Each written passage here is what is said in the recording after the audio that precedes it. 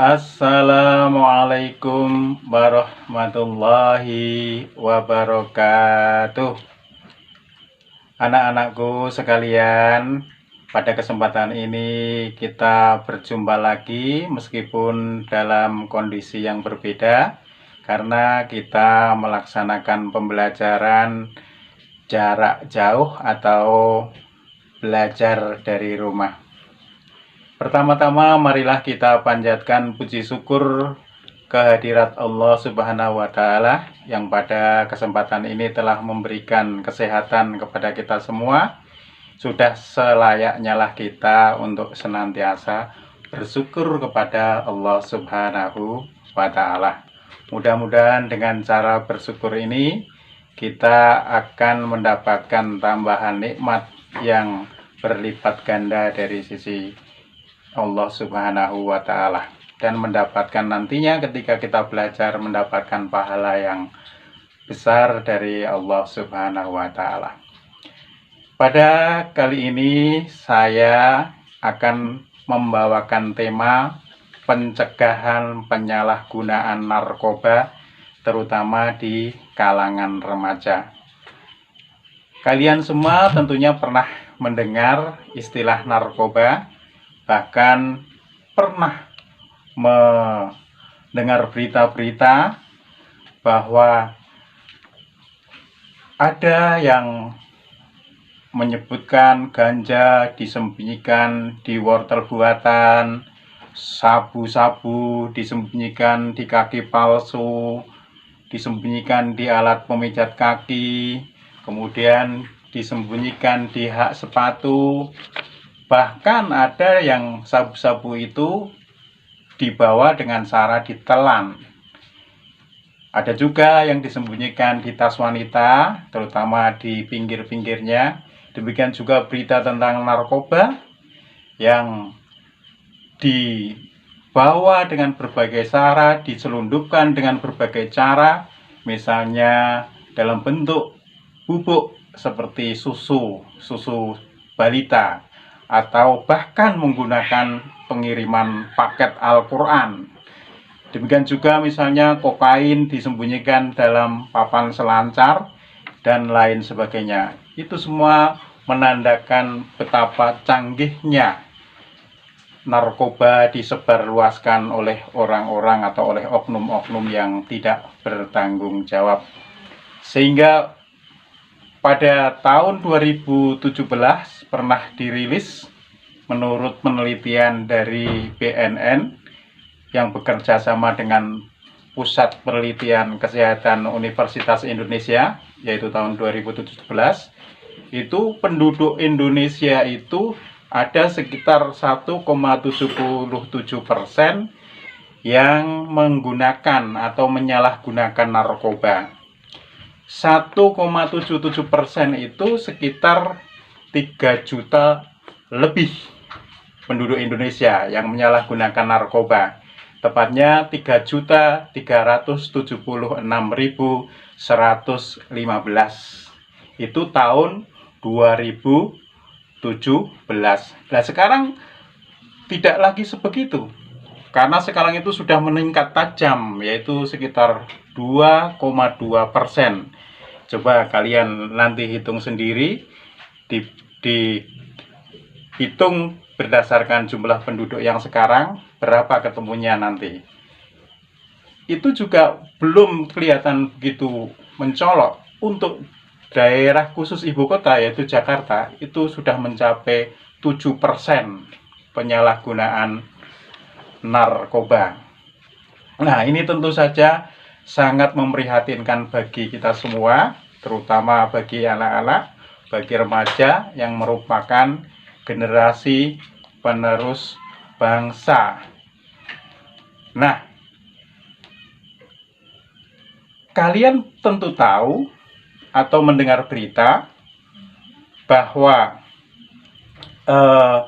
orang yang menyalahgunakan narkoba itu bisa mendapatkan hukuman yang besar, hukuman yang keras, yang dimana kalau kalian pelajari Undang-Undang nomor 35 tahun 2009 tentang narkotika, kalau terbukti seseorang itu membawa heroin lebih dari 5 gram saja, itu bisa dipenjara sekitar 20 tahun. Kalau kalian baca lebih lengkap, nanti kalian bisa memahami lebih luas lagi. Nah, kita kembali ke awal dulu. Apakah yang dimaksud dengan narkoba itu? Ini sebenarnya sebuah akronim atau sebuah singkatan dari kata narkoba. Nar itu narkotika, kemudian ko itu psikotropika, ba itu bahan adiktif lainnya.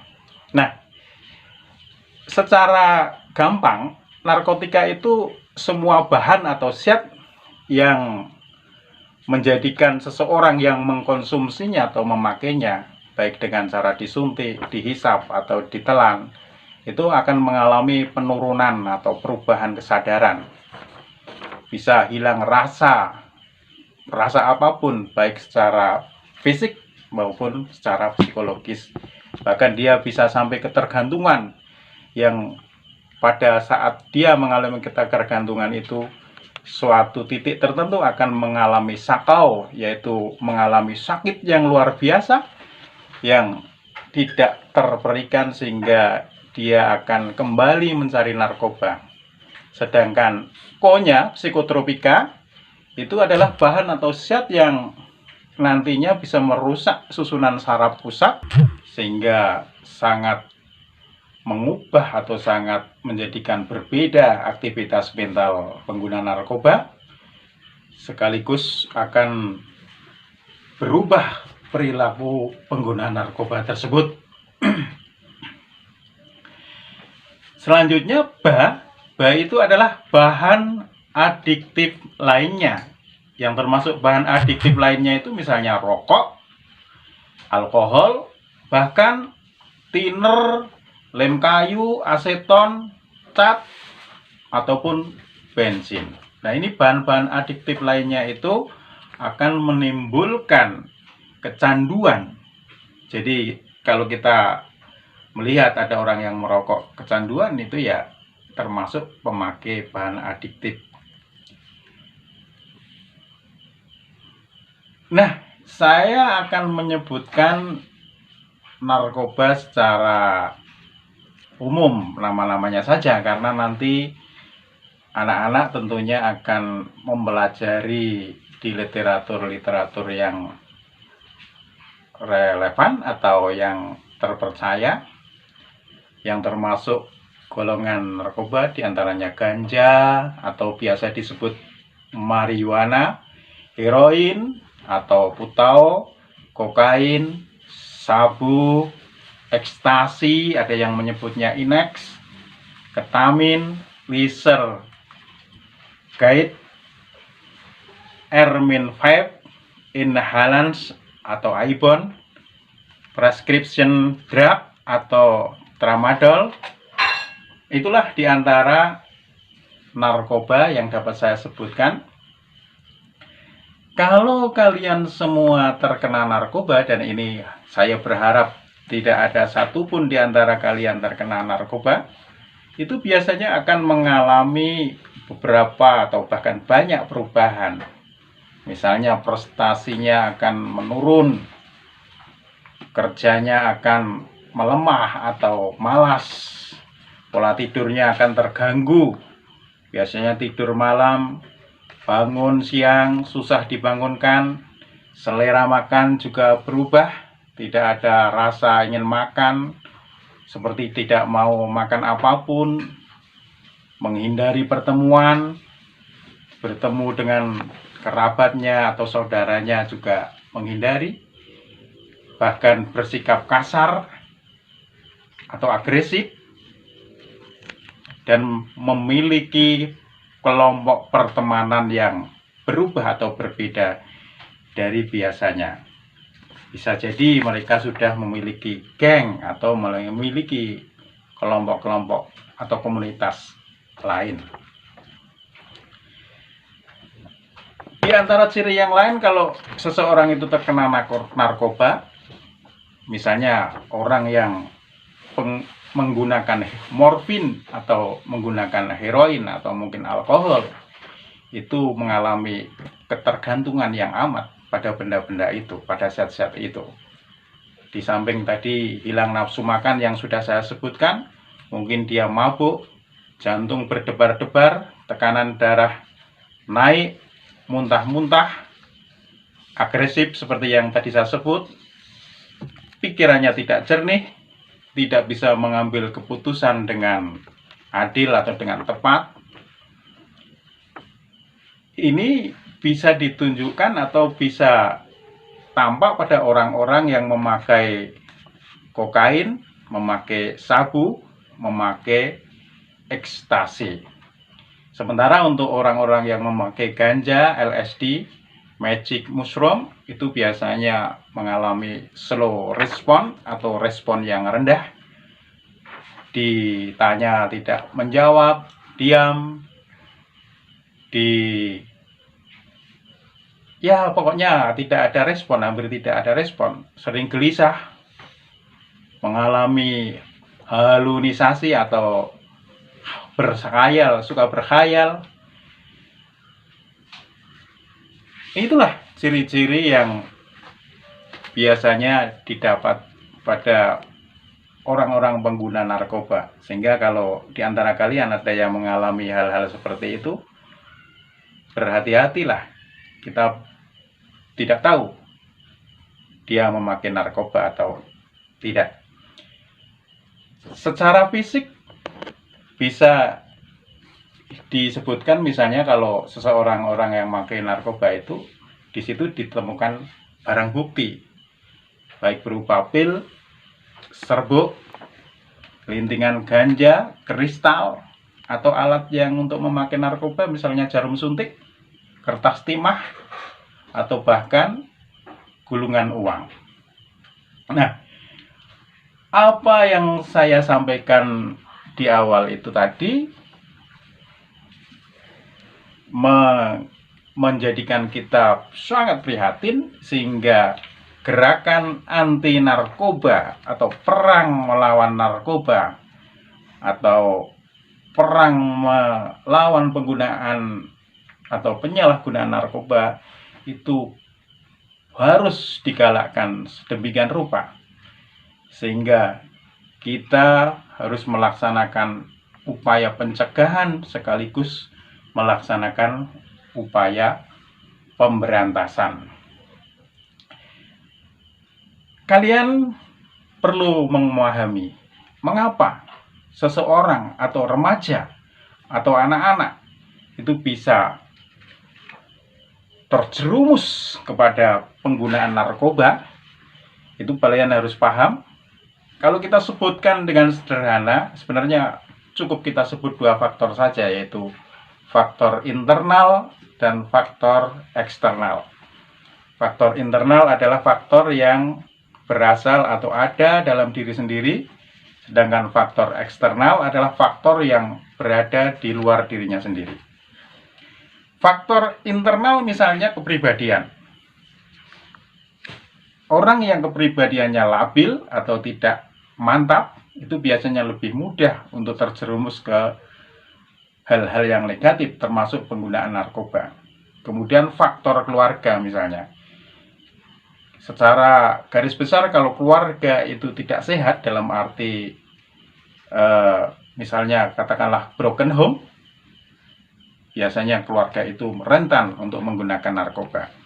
Juga faktor ekonomi, faktor internal yang faktor ekonomi tadi, misalnya karena faktor kemiskinan, sehingga tergoda untuk mendapatkan hasil untuk mencukupi kebutuhannya atau membiayai kebutuhan hidupnya, sehingga dia berani mengedarkan narkoba atau berani memakai narkoba.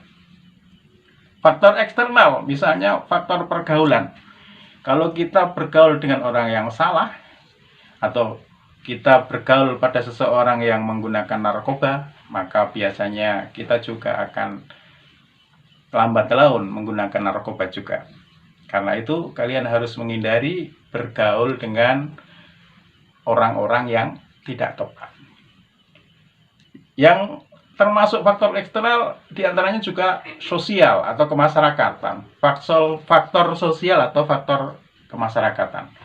Kalau di mana masyarakatnya itu bagus, insya Allah akan tumbuh individu-individu yang bagus. Kalau di masyarakat hidup religiositas atau keagamaan yang kuat, maka individu-individunya biasanya juga akan ikut menjadi individu-individu yang religius, yang tidak mudah terjerumus pada hal-hal yang kurang baik atau yang tidak baik. Nah, sebenarnya kalau kita pahami dengan sederhana, narkoba itu kan sebenarnya merugikan atau sangat merugikan kita. Tapi mengapa orang-orang tetap saja terpengaruh dengan narkoba, senang menggunakan narkoba? Itu karena kalian khususnya atau remaja itu ingin memiliki gaya yang berbeda, ingin memiliki gaya yang ya modern lah, mungkin sebut seperti itu, sehingga kalian kalau bisa memakai narkoba menganggapnya sebagai orang yang modern. Terus juga faktor solidaritas, misalnya kalau teman-teman kalian menggunakan narkoba, gengnya menggunakan narkoba, komunitasnya menggunakan narkoba, maka sebagai rasa solidaritasnya kalian menggunakan juga narkoba. Karena kalau tidak menggunakan dianggap bukan bagian dari komunitas tersebut. Atau faktor yang ketiga karena rasa sakit. Rasa sakit itu misalnya ingin dihilangkan rasa sakit itu, sehingga kalian menggunakan narkoba karena narkoba menghilangkan rasa sakit sementara. Faktor keempat adalah faktor coba-coba atau faktor ingin tahu. Sebagai anak muda atau remaja biasanya ingin mencoba apa rasanya atau seperti apa rasanya, ingin tahu. Nah, mula-mula memang coba-coba, tapi kemudian biasanya terlanjur sehingga tidak bisa berhenti dari penggunaan narkoba. Atau yang kelima biasanya karena ikut-ikutan. Karena temannya pakai sehingga ikut pakai, temannya merokok ikut merokok, dan seterusnya. Mula-mula ikut-ikutan, sama dengan yang tadi, akhirnya keterlanjuran juga. Atau mungkin kalian stres, punya masalah, sehingga ingin lari dari masalah itu dengan cara menggunakan narkoba. Karena memang ada jenis-jenis narkoba yang menimbulkan efek tenang, efek seperti ngantuk, efek seperti flow, efek fly, dan sebagainya. Atau justru tidak itu semua, tapi menggunakan narkoba karena ingin merasa hebat, apalagi remaja. Ada remaja yang sifatnya itu memberontak, sehingga dia untuk menunjukkan kehebatannya itu menggunakan narkoba biar berbeda dengan yang lainnya. Atau karena faktor kedelapan, karena bosan atau penat, sehingga tidak ada hal yang positif yang dilakukan untuk menghilangkan bosan itu, sehingga lari atau terjerumus ke narkoba. Yang kesembilan bisa jadi karena kalian merasa kalau menggunakan narkoba itu memiliki risiko yang tinggi, sangat menantang, sehingga malah ingin mencoba. Dan yang terakhir diantaranya karena kalian ingin dipandang sebagai orang yang dewasa, orang yang bisa dewasa itu sehingga bisa berbuat bebas sekehendak hatinya. Nah, kalau kita semua sudah terkena narkoba atau belum terkena narkoba, semua harus tetap mengantisipasi atau harus tetap berhati-hati. Pada prinsipnya, pencegahan penyalahgunaan narkoba itu meliputi 3 hal, yaitu pencegahan, terus penyembuhan, terus rehabilitasi. Nah, itu 3 hal yang bisa digunakan untuk menanggulangi penyalahgunaan narkoba. Nah, coba ini nanti tugas kalian, bagaimana cara melakukan pencegahan terhadap penggunaan atau penyalahgunaan narkoba, kemudian bagaimana cara penyembuhan yang bisa dilakukan bagi orang-orang yang telah menggunakan narkoba, dan bagaimana cara melakukan rehabilitasi bagi orang-orang yang telah memakai narkoba lama. Coba nanti kalian tulis di kertas masing-masing, kemudian di tulisan tersebut difoto, dikirimkan ke WA saya. Tapi perlu saya tambahi sedikit, bahwa pendekatan untuk penanganan penyalahgunaan narkoba itu bisa kita gunakan 3 cara. Yang pertama adalah pendekatan agama. Karena dalam agama diajarkan kita tidak boleh melakukan kejelekan atau membuat suatu keburukan. Maka kita kalau nanti didekati secara agama, kita bisa tercegah dari penyalahgunaan narkoba. Yang kedua, menggunakan pendekatan psikologis. Ketika sudah diketahui kita itu termasuk orang yang introvert atau orang yang ekstrovert atau faktor-faktor psikologis lainnya, maka lambat laun itu bisa dilakukan pencegahan. Yang ketiga adalah faktor sosial. Jadi, atau masyarakat. Seperti yang sudah saya sampaikan, kalau masyarakatnya nanti baik, individu-individunya juga akan baik.